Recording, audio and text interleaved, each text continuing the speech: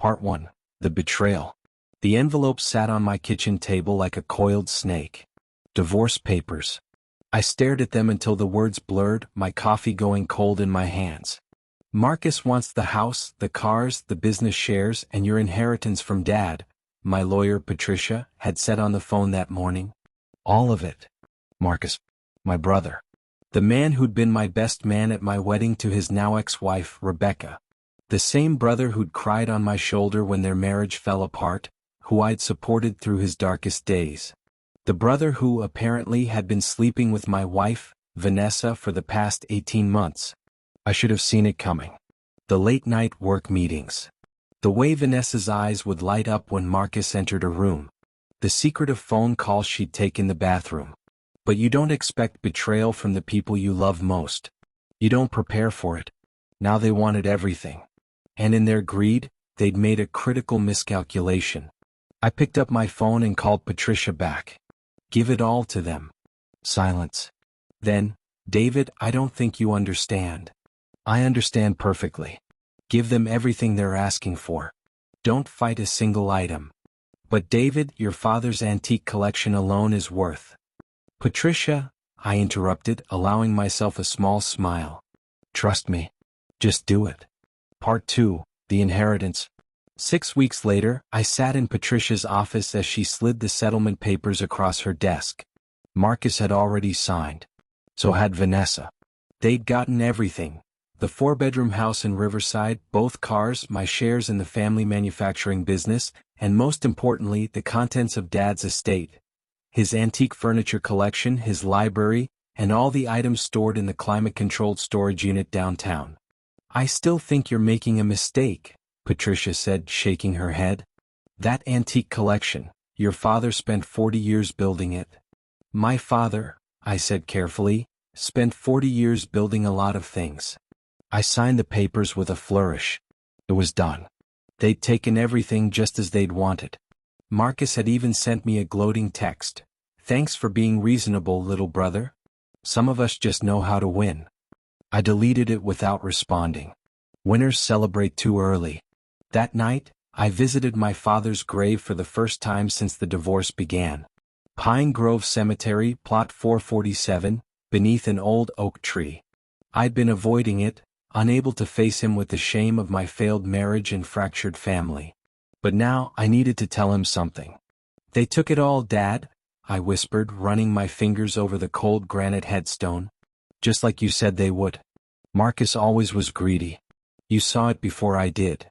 The wind rustled through the oak leaves and for a moment, I could almost hear his voice.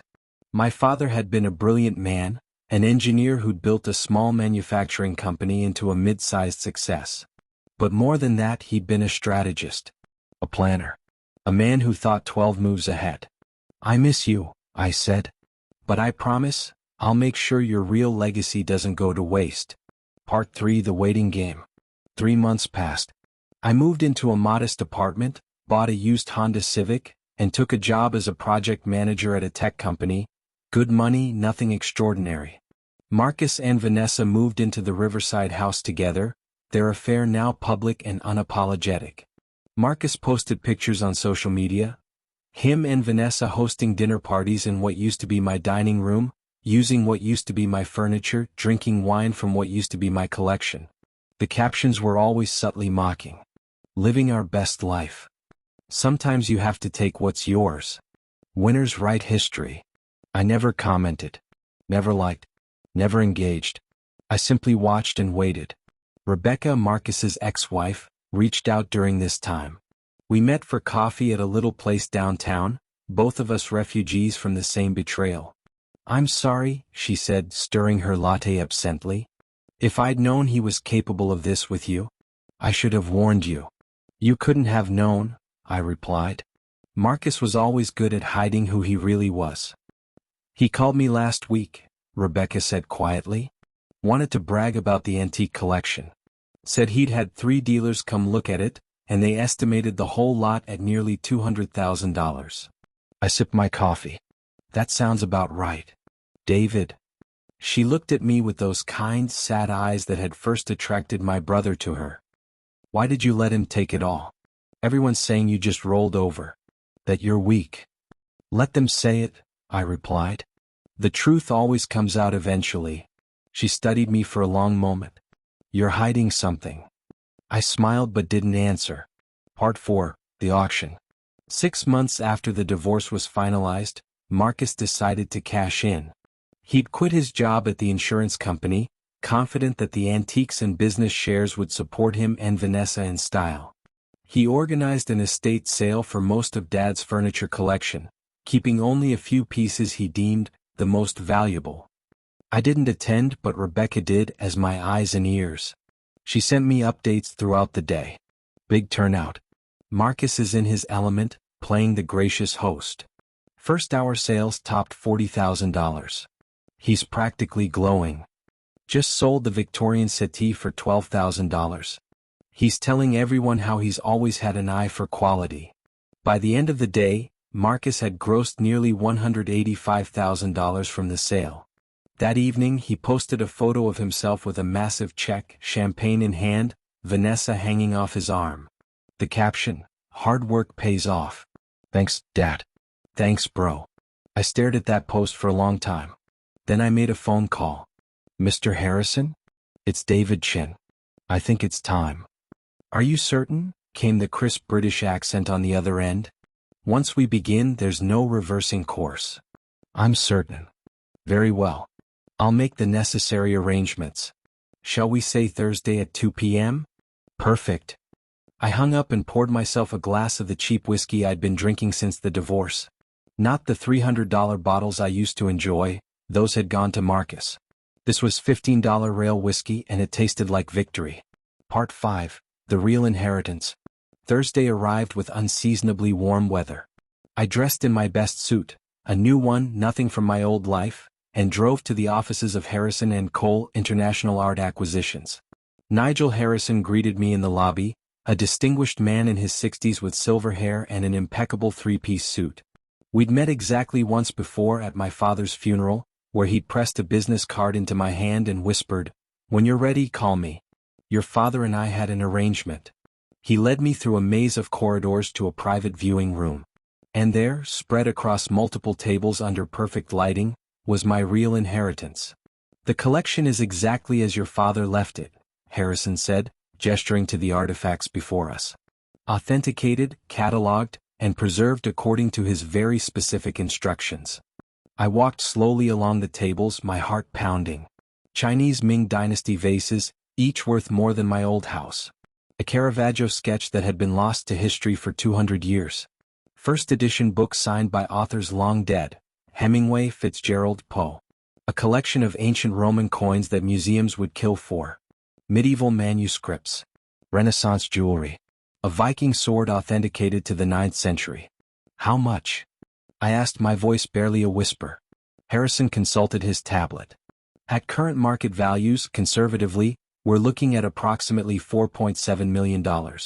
However, several items, particularly the Caravaggio and the Ming vases, could fetch significantly more at auction. I would estimate the true value at somewhere between $6 and $8 million. I had to sit down. And Marcus has no claim to any of this? None whatsoever. Your father established a separate private trust 20 years ago, specifically for these items. The trust named you, and only you, as beneficiary. He was quite clear about that. He told me, and I quote, "Marcus has the mind of a grasshopper. He sees only what's in front of him. David has the patience of an eagle. He'll know when to strike." Tears stung my eyes. Dad had known. Even 20 years ago, he'd known which son could be trusted with the real treasure. The items in the storage unit, the ones Marcus took, those were what your father called his dazzle collection, Harrison continued. Impressive to look at, genuinely valuable, but nothing compared to this. He predicted that if your family ever fractured, the greedy party would go for the obvious wealth. He wanted you protected. Part 6. Marcus learns the truth. I didn't tell Marcus immediately. I let him enjoy his windfall for 2 more weeks, let him bask in the glory of his victory. He'd already started spending the money, a new Tesla, a luxury vacation to the Maldives, designer clothes, expensive dinners. I watched it all on social media, each post a little more arrogant than the last. Then I made my move. I invited Marcus and Vanessa to lunch at the Sterling, the most expensive restaurant in the city. Neutral ground. Public enough that he couldn't make a scene. Marcus arrived 30 minutes late, designer sunglasses perched on his head, Vanessa wearing jewelry that I recognized from the shopping spree he'd posted about. They slid into the booth across from me with matching smirks. "Little brother," Marcus said, not bothering with pleasantries. "Finally ready to admit I won?" "Actually," I said, sliding an envelope across the table, "I wanted to thank you." He frowned, suspicion flickering across his face. "Thank me? For taking exactly what you wanted. For being so predictable." Vanessa grabbed the envelope before Marcus could, tearing it open. Inside were photographs, high-resolution images of my real inheritance, each artifact labeled with its estimated value. I watched the color drain from both their faces as they flipped through the photos. Ming vase, $800,000. Caravaggio sketch, $1.2 million. Medieval manuscript, $650,000. On and on it went. What is this?" Marcus whispered. "That's the actual inheritance from Dad," I said calmly. "The private trust he set up 20 years ago. The one only I knew about. The one only I had access to. The storage unit you emptied? That was his Dazzle collection. Valuable, sure. But not the real treasure." Marcus's hands were shaking. "You're lying. This is fake. Some kind of trick. Call Harrison and Cole International if you don't believe me. They've authenticated everything. Dad spent decades building this collection quietly, separately from the obvious antiques. He told me about it 5 years ago, made me promise never to mention it to you. He said." I paused, letting the moment breathe. "He said you'd never understand the difference between price and value." Vanessa was frantically calculating on her phone. "Marcus," she said, her voice tight. "If this is real, this says nearly $7 million here. 7.2 actually," I corrected. "But who's counting?" Marcus lurched to his feet, his chair scraping loudly against the floor. Other diners turned to look. "You son of a bitch. You let me think you could have told me." "I could have," I agreed. "But you were so eager to take everything, Marcus. So convinced you were smarter than me, more deserving than me. You didn't even ask questions. You just grabbed and grabbed and grabbed. Dad knew you would. He planned for it." "I'll contest this," Marcus said desperately. "I'll sue. That's my inheritance too." "You can't. The trust was established decades before Dad died, completely separate from his will. My lawyer has already confirmed it's ironclad. The only inheritance you were ever entitled to was what was in his will, which you took. Congratulations. You got exactly what you were supposed to get." Vanessa was staring at me with something that might have been respect in another life. "You planned this? From the beginning?" "No," I said. "Dad planned it. I just let nature take its course. I gave you both exactly what you asked for. It's not my fault you asked for the wrong things." Part 7, The Aftermath. Marcus tried to sue, of course. Spent $50,000 in legal fees fighting a trust that had been carefully constructed by one of the best estate attorneys in the country. He lost. Badly. The judge actually lectured him about wasting the court's time.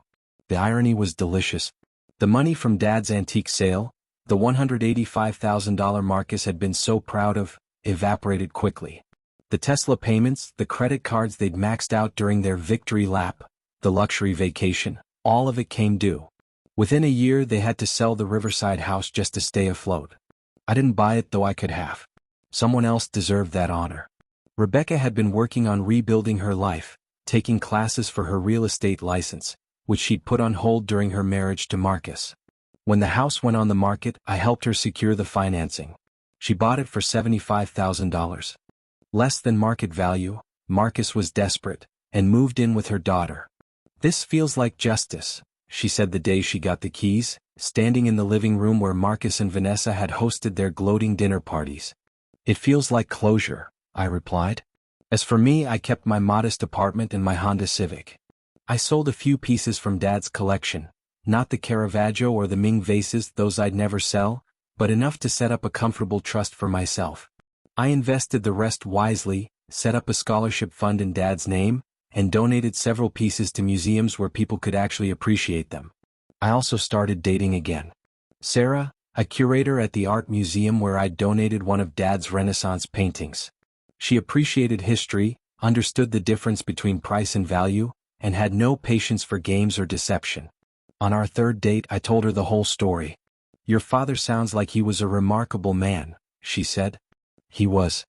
He taught me that patience isn't weakness, and that the best revenge is letting people destroy themselves with their own greed." "And your brother?" I shrugged. "Last I heard, he's working as a regional manager at a car dealership.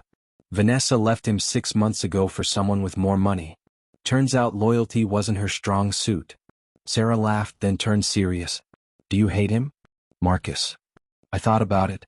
Really thought about it. "No," I said finally. "I pity him. He had a chance to have a real relationship with me, to be part of something meaningful. Instead, he chose shortcuts and betrayal. He took everything and ended up with nothing. That's not hate. That's just sad." Part 8. The letter. A year and a half after the divorce was finalized, I received a letter. Handwritten, postmarked from a city 3 states away. Marcus's handwriting. I almost threw it away. But curiosity won. "David, I'm not writing to apologize because I know you won't believe me anyway. I'm not even writing to ask for money, though God knows I could use it.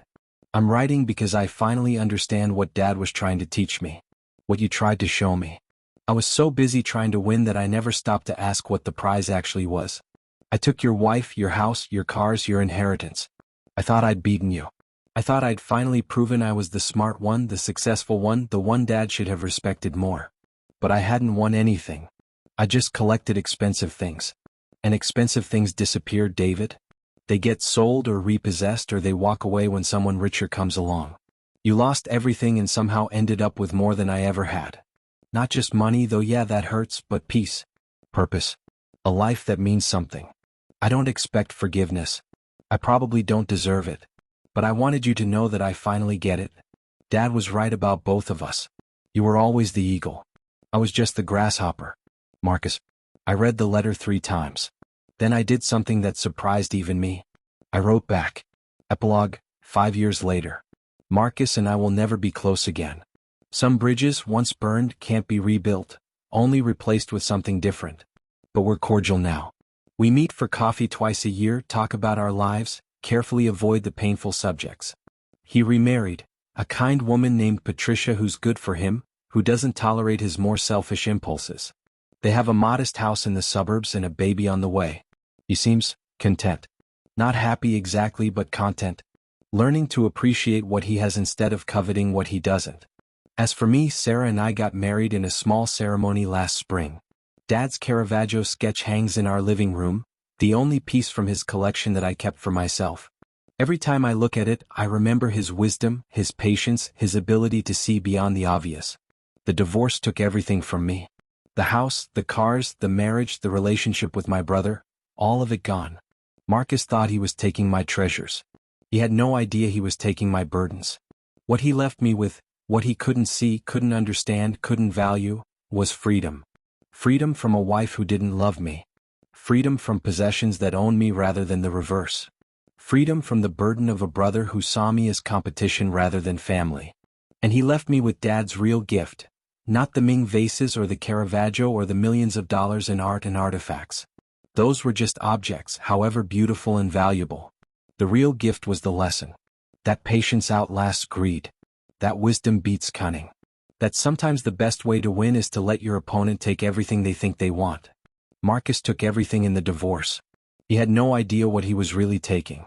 And I had no idea what I'd really lost, until I realized I'd lost nothing that mattered. Sometimes, the only way to truly win is to let someone else think they've beaten you. Then you wait. You watch. And you let time reveal what was valuable all along. The end.